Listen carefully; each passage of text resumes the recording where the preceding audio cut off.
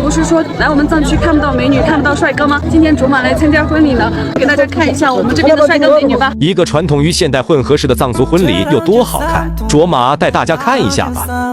第一件重要的事情就是要煨桑祈福，然后我们迎宾美女们进场。婚礼现场已经布置完毕，大家看一下卓玛和卓玛的美女朋友们。我们这边的女生首饰品很丰富，今天她们带的就是她们一半的嫁妆。你们看一下有没有心仪的女嘉宾呢？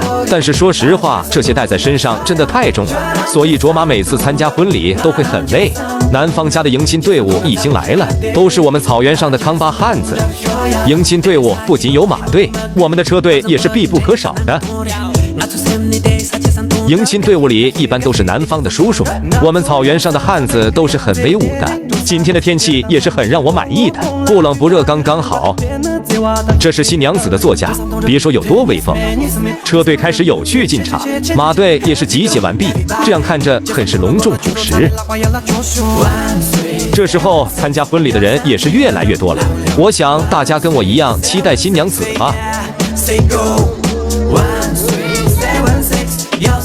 迎亲礼最重要的环节就是吉祥老人致吉祥颂词，这也是我们藏族朋友最感兴趣的。当然，卓玛也是有自己的任务的，我负责给送亲的康巴汉子们敬酒，欢迎他们远道而来。我们藏族的帅哥就是最威风的康巴汉子。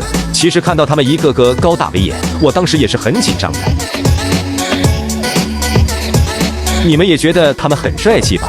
这些都是新娘子的送亲队伍，一般有新娘的哥哥和舅舅们。除此之外，我还要负责给吉祥老人敬酒。现场的康巴姑娘和康巴汉子绘制出草原的一道亮丽风景线。最激动人心的时刻到了，新娘子要下车了。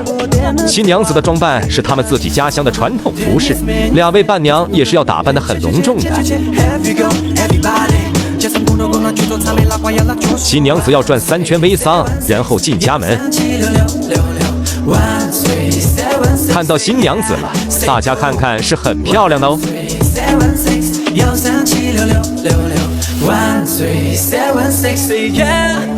这样就算是告一段落了，新娘开始进房了。